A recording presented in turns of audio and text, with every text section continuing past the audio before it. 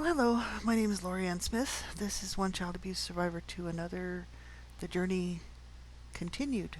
That's what I'm going to call this. I just felt like doing a talk. I've been doing some broadcasting, online broadcasting, and volunteer work with NAASCA, NAASCA.org. NAASCA, National Association of Adult Survivors of Child Abuse. And we do SCAN, Stop Child Abuse Now, blog talk radio broadcasting 5 nights a week, and I've been really blessed to be able to do a couple of nights a week with them and a couple of shows, and it's wonderful to be able to be a part of it. I've been a volunteer with NAASCA for a while now, and I've known a lot of the members of NAASCA, the volunteers, for many years. So because we're all in the same circle of adult survivors of child abuse who are out there advocating for the protection and the rights of the child, to stop and prevent child abuse, as well as trying to help be a voice for survivors and just to help as many survivors of child abuse, as we can, right? So that's what I'm doing, and I'm still doing it. I haven't done any broadcasting for a while. I was actually thinking I was kind of done, but I got a few things I want to talk about in this for tonight. I really wanted to focus on validation and the issue that so many times, almost always, in most cases, adult survivors of child abuse, there's no validation, and many times family members or neighbors, friends of the family will side with the abusers and become upset when a survivor of abuse like myself comes forward with the truth because they love the abusers. So my topic tonight specifically is dealing with that because I was recently just looking. This COVID-19 thing's got me pretty isolated, so it's been pretty lonely, and I've been sort of sitting around just sort of in my own space for a year now, almost a year, and coming up on 11 months, so that's a long time. And I've stayed busy, got a routine and everything, but the days are long and the nights are long, and so I've just had a lot of time to do a lot of thinking. And I was thinking about some friends of mine, friends of the family, who years ago I used to hang around with this girl who was a little younger than me, and I won't give her last name, but her first name was Shannon, and she's still living, and her mom used to cut my hair, and I remember her mom was my oldest sister's age, and to make a long story short, just a friend of the family and loved my parents. And so many people did. My parents had a lot of support. They were my abusers. They were my siblings' abusers. They were busted on child abuse charges, but nobody cared. It's fine. Beat the children. Who cares? Call them names, curse them, throw them out of the house. Treat them like crap, threaten to kill them, and beat the crap out of them on a regular basis. But that's okay. No problem, right? So, it's pretty sad, but this is the truth of it. This lady, she used to cut my hair, and I would be at her house, and I remember one time specifically, she was giving me a haircut, and her daughter was sitting at the table, and I was sitting at the table in the kitchen, and she was just giving me. She used to cut hair, so my mom allowed her to, probably gave her a few bucks to cut my hair, right? So she was cutting my hair, and she was like, I guess she could see my neck and around my shoulders and stuff, and my arms, and I was beaten again by my mother. Mainly, my mom was my main abuser, and I remember this guy. I had to be about. I was trying to think of how old I was, and I had to be under 10 years old. So who knows? I could have been 8. 9, somewhere in there, maybe a little bit younger than that. I wouldn't say too much younger than that, but roughly around there, 8 or 9. And her mom says to me, so your mom's beating on you again? Because she could see all the marks and bruises and stuff. And I said, yeah. And she said, well, you need to be a good girl. You need to really, not make your mom mad at you so she won't beat on you. That was her answer to that, and a lot of people, this is a sad situation that people know, like they knew that my older brother had been beaten up by my dad so badly that really the police and got involved, and my parents were busted on child abuse charges. And the thing is they knew all this. See, with my older siblings, they grew up with my older siblings. This is this woman who knew my mom, who grew up with my older siblings, and I'm her daughter's age. See, and her daughter's a little younger than me, but not much, a couple of years younger. And they knew. See, but everybody just turned a blind eye. It's kind of like, well, we all know that your mom's beating on you and treating you like crap. Um, but it's obviously because you're a bad child. So I must have deserved it, see. The reason why I brought this up tonight is because I was sitting around thinking about contacting these people because I found them again and I relocated them online. Just looking around, doing some research because I know where they live. And they're still in the same state, still in the same place, my hometown. And I'm like, I wanted so badly to reach out to them and to contact them. But then I thought about it 2 seconds later and I realized, wow, if I contact them and then they see my books, I know my friend, which is the girl, the daughter of this woman who used to cut my hair, she would be cool with my stuff because she already kind of knew a lot of it. We grew up on the same street. It's not like she didn't know my mom was kicking my ass all the time. And so it's pretty obvious. So, she knew about it, and then I don't think she appreciated it because, she had been abused herself by one of her brothers and maybe even I think by a little bit by her grandmother, by her grandparents. But, I don't know about her mom. I don't know if her mom abused her, but I know that her grandparents did a little bit.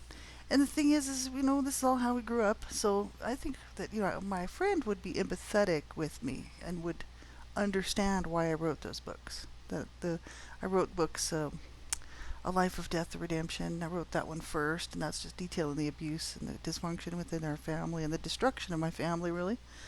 Um, and then looking at it from my eyes from about 13, it's like I'm telling a story, but it's true. All of it is true. And then I wrote La Vida Juvies. That's kind of a book about the teen years and my friends that I love dearly even today. And then there's the One Child Abuse Survivor to Another, the Journey, Restoration, or the Journey. I think I called it the Journey. That one is about the CSA child sexual abuse because I had to do that all separate. I was dealing with trying to get through the abuse that my mom and my dad had inflicted upon me and how it made me feel and how it made me want to kill myself for years. And just the horrors of the abuse in that home and what it did to our family. I had to get through all of that first, and then I dealt with the CSA child sexual abuse last because I knew that was going to be very, very difficult because I had put that away so far down. I didn't want to deal with that at all. And so I wrote that book last. And, I, these people, or I know her daughter, if she saw them or if she has seen them, she would probably be okay with it, even though she probably loved my mom too. My mom had a lot of friends, like I said. A lot of the kids in the neighborhood looked at my mom as if she was their mother. If she didn't beat on them or call them names. She was nice to them. She gave them cookies and was nice to them, but she just beat on her own children, see? And so this is the sad part about abuse, is that so many times friends of the family, extended family members, um, neighbors will side with the abusers because they have a relationship with them. They don't go around normally beating on the neighbors, right, or the neighbors' children. That's why abuse is so covert. It's so evil and twisted and dark because it happens behind the scenes when nobody's looking and nobody cares, right? Because I talked about this before. Hey, my mom made a great potato salad, and everybody just loved my mom's cookies and my mom's baking and the fact that my mom loved to play cards and she loved all the hip music. My mom was like 38 when I was born, and my oldest siblings were hippies, and so she was right into that, the Beatles and the Rolling Stones. She liked all that music, and so all these people thought she was just so cool. So when the party's over and they're all gone after they've eaten the potato salad and the cookies and whatever else, and they go home, they don't realize that my mom's beating the shit out of me because she hates me, because I'm a product of rape, because my dad raped her. She didn't want me. She didn't want any of her children, she said. So, this is what we're stuck with. But the thing is these neighbors, they don't care. They don't care. So I know if I contacted those people, my friend would probably support me, my friend Shannon, but her mother, who loved my mom, would probably run me down, call me names. I could just hear it. I can just imagine what she would say because she had already said years ago when I was a little kid getting a haircut, "Is your mom beating on you again?" It was obvious that she was. And then she says, "Well, you need to be a better kid. You need to be better. You need to be a good a good kid. Be a good girl." What was I doing wrong to deserve to be have my head bashed in like that? Like my mom didn't just spank me or hit me with a belt. I mean, she did that too. But she used to like beat me bloody, like broken, you know what I mean? Like she would bust my nose, rearrange my face, crack my head open several occasions. She almost killed me. And she used to threaten to kill me, you know, while she's doing all this, right? But she almost did kill me. And the thing is, I mean, I should have been hospitalized. I should have seen a doctor. This is a problem with abuse, right? That's why kids are ending up dead in the morgues, right? But I just thought about it and I thought, I'm not the only one. I know that. And so many of us have to then live with this knowledge that, yeah, there isn't going to be any support from the people that we would need it from, that it would matter most from. And that's the people that knew us, that know us. There never will be. And as far as getting support from my dysfunctional family, which there's only 2 members left, there's a couple, of extended members, but there's only 2 really close family members left. The rest are all dead. And, there's no support there, for sure. They absolutely hate the fact that I went public with this stuff. And they just think I'm just a crybaby. Oh, just crying the blues. You just think everybody abused you. And it's like, you grew up in the same shit I did. So pull your head out from your beep and, get a life. Makes me so grumpy, really grumpy, to know that these people are in so much denial. And people say, well, I mean, my sister grew up in the same home I did. I don't know whether she was abused as much as me, but she may have been abused more than me. She's 5 years older than me, so I don't know what my mom and dad did to her before I came around.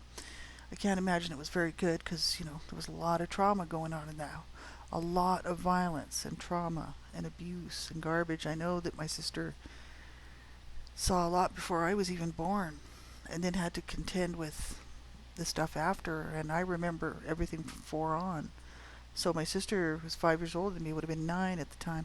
She was still pretty young, and I remember all that stuff. It was heavy duty abuse in our home, and domestic violence, and physical child abuse, verbal, emotional, psychological, and both of our parents threatening to kill each other, and threatening to kill us. So it was really not so much fun to grow up like that. Let me tell you.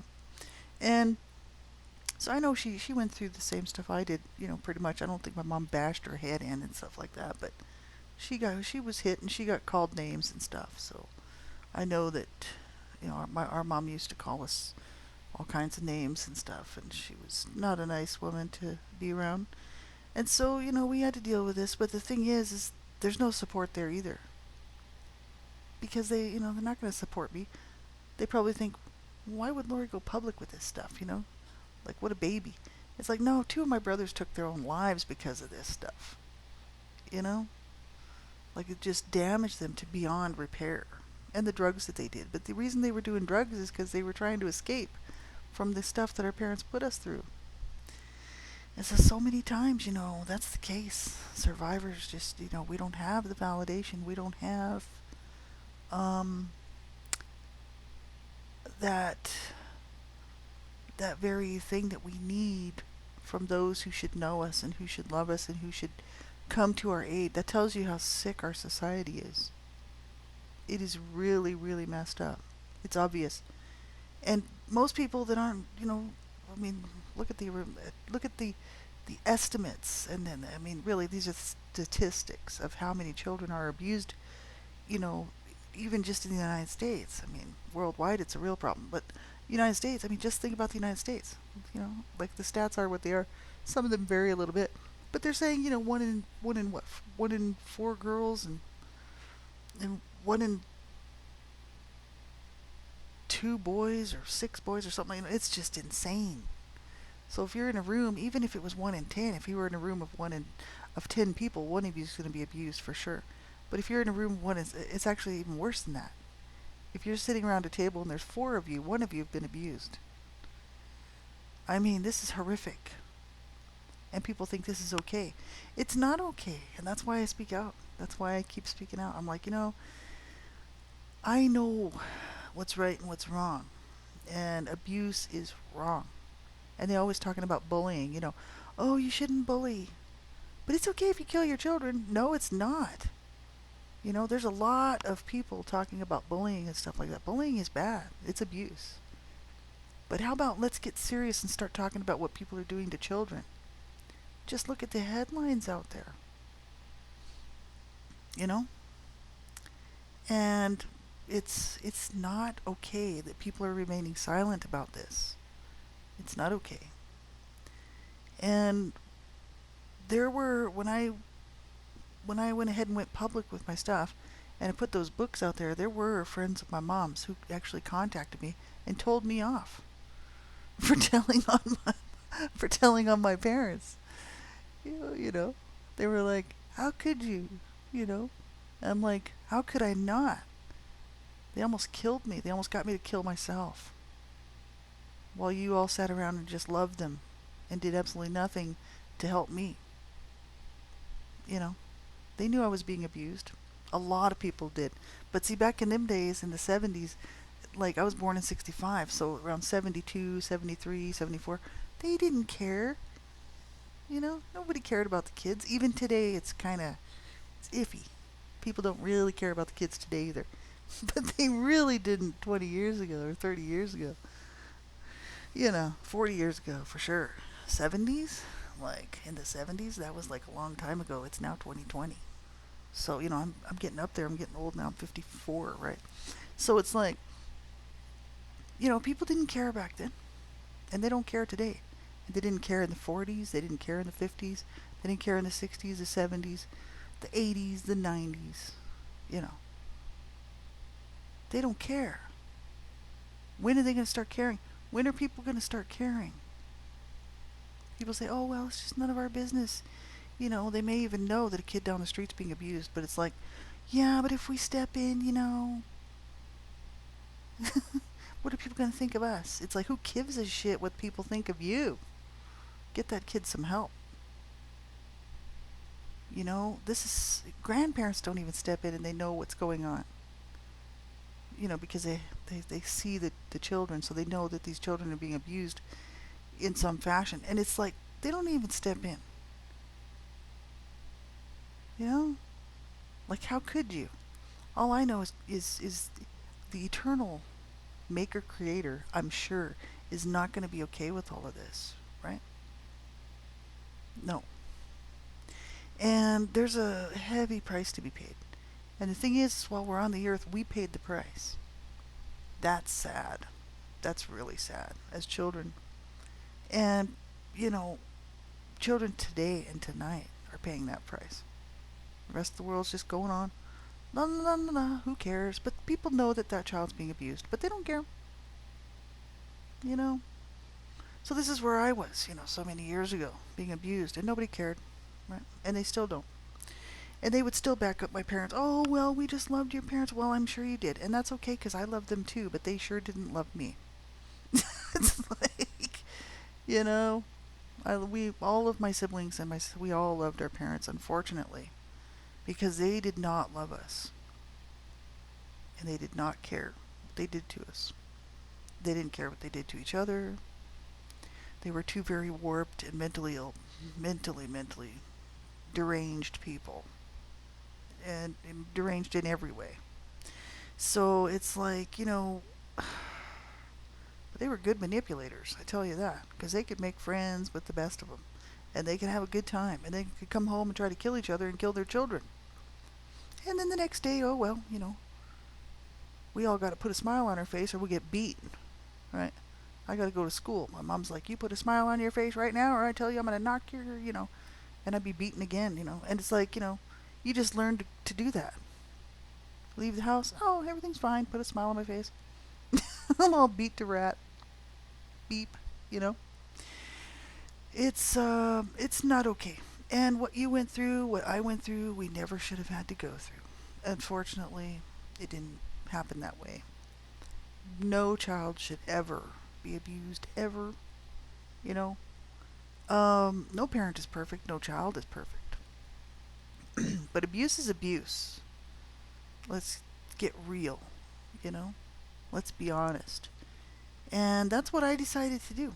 And it saved my life to speak the truth because I couldn't hold that. I couldn't go to my grave with that information. I was just like, something's got to give here.